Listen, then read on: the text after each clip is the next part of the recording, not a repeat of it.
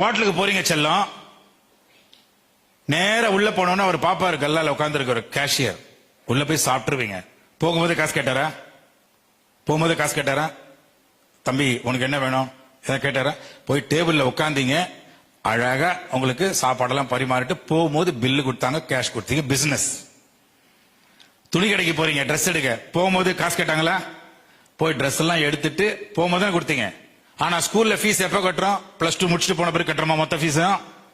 உள்ள போகும்போதே அட்மிஷன் கட்டிட்டு உள்ள போறோம். உள்ள போகும்போது அம்மா அப்பா சொன்னாங்க, இங்க பாருங்க டீச்சர் சார், நாங்க பணம் கட்டிட்டோம் கஷ்டப்பட்டு, இட்ஸ் a பிசினஸ், என் குழந்தைக்கு உங்க அறிவை கொடுத்து அனுப்புங்க. சரிங்கம்மா.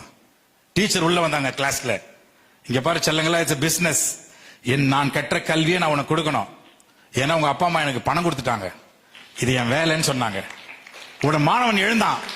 எழுந்து, டீச்சர் எங்க அப்பா அம்மா பணம் கட்டிட்டாங்க டீச்சர், நீங்க எனக்கு எல்லாத்தையும் சொல்லி கொடுக்கணும், நான் டவுட் எல்லாம் கேட்பேன், நீங்க அவ்வளவு சீக்கிரம் வீட்டுக்கு போயிட முடியாதுன்னு கேட்டான்.